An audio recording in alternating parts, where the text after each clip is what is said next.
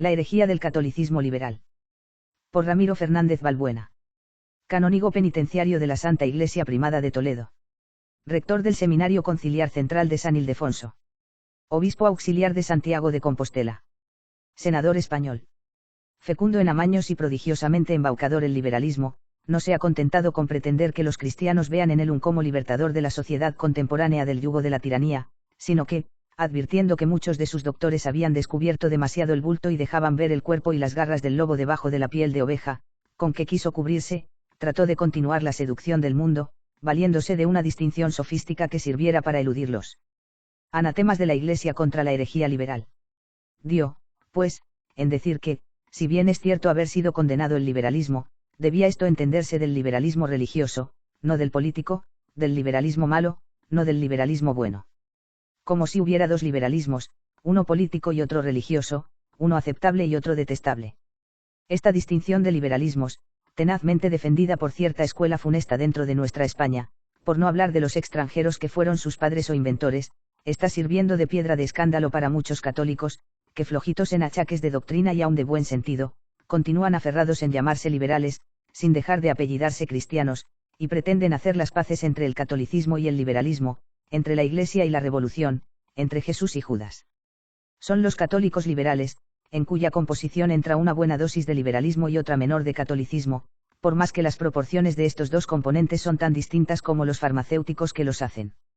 En la historia de las herejías no es nuevo este proceder, puesto que todas o casi todas han dado de sí un producto híbrido, de difícil clasificación en apariencia, pero de muy fácil distinción en realidad.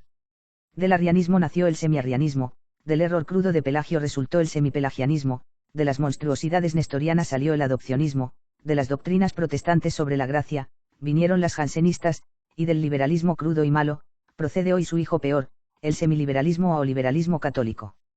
Es la repetición de un mismo hecho, y no nos maravilla, porque conocemos perfectamente los ardides de Satanás para engañar a los hombres con falaces palabras y perversas obras. Es lo de siempre, la verdad en lucha con el error descubierto o enmascarado, pero error al fin.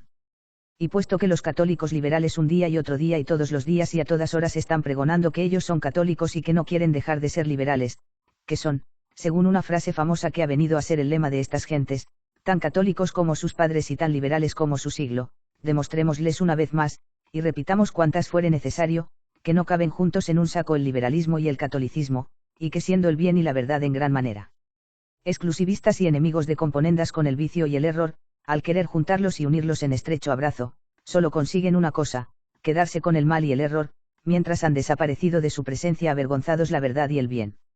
Repitámosles sin tregua, que no son católicos, sino liberales, que no pertenecen a la comunión ortodoxa, sino a la heterodoxa, que no son de Cristo, sino de Satanás. Y como hoy no tratamos de averiguar cuál sea la naturaleza íntima de la herejía liberal, sino de deshacer esa treta de los liberales, inventada y propagada para eludir la condenación y el anatema, conveniente nos parece legitimar nuestras afirmaciones con algunas pruebas. Que el liberalismo sin distinción está condenado en la proposición última del Syllabus, cosa es de todo el mundo sabida. Que el autor de aquel documento entendió y comprendió en su anatema a todos y cada uno de los liberales y muy especialmente a los católicos liberales, lo demuestran los textos siguientes, entre otros. Decía Pío IX a los católicos de Nevers. Lo que más me atemoriza no son, por cierto, esos miserables de la Commune de París, verdaderos demonios que ha lanzado el infierno sobre la tierra.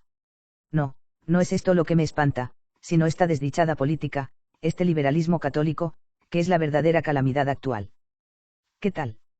Pero sigamos, al círculo de San Ambrosio de Milán dijo el mismo Papa en un breve. No obstante, y a pesar de que los hijos del siglo son más hábiles que los hijos de la luz, sus artes y violencias tendrían menos eficacia y resultados, si entre los que llevan el nombre de católicos, gran número no les tendiese una mano amiga. Ay, sí, no faltan quienes para seguir de acuerdo con nuestros enemigos, se esfuerzan en establecer una como alianza entre la luz y las tinieblas, un pacto entre la justicia y la iniquidad por medio de esas doctrinas que se llaman católico-liberales, que apoyándose en los más perniciosos principios, aplauden al poder seglar cuando invade las cosas espirituales y recomiendan a los espíritus respeto, o por lo menos tolerancia, para con las leyes más injustas, como si no estuviese escrito, nadie puede servir a dos señores. Queda todavía alguno de nuestros lectores que dude de la identidad del liberalismo llamado católico con el otro liberalismo, y que no esté persuadido de que el liberalismo es una y sola herejía y un solo monstruo, aunque se cubra con capa de piedad y de devoción. Pues siga leyendo. En 1873 escribía el mismo Pío IX al obispo de Camper, estas notabilísimas palabras. Haz notar, pues, tú, venerable hermano, a con acento los individuos de esa asociación católica, que nos, al condenar repetidas veces a los secuaces de las opiniones liberales, no pretendemos hablar de los enemigos descubiertos de la Iglesia, que fuera ocioso hablar de ellos, sino de los que acabamos de indicar, quienes conservando el veneno oculto de los principios católico-liberales, que mamaron quizá con la leche, y defendiéndolos bajo pretexto de que no adolecen de manifiesta perversidad y de que en nada dañan, según su juicio, a la religión, contribuyen a con acento infundir el error en los espíritus, sembrando así en ellos el germen de esas revoluciones que traen en nuestros días perturbado el mundo. Tenemos, pues, que no hay tal liberalismo bueno y no condenado, sino que, por el contrario, las repetidas condenaciones del liberalismo recaían, según la mente del pontífice que las lanzó, sobre ese que llaman bueno y católico, de donde se sigue que ni es católico ni bueno, sino malo y anticatólico, o lo que es lo mismo, herético. Todavía pareció al Papa poca cosa condenar como detestable ese liberalismo de que hablamos, porque no solamente lo reprueba como malo, sino que lo anatematiza como pésimo y más temible y espantable que los monstruos de la Commune. De estos dice el Gran Pío que son demonios lanzados del infierno. ¿Qué serán los católicos liberales o los liberales buenos, siendo peores que aquellos demonios?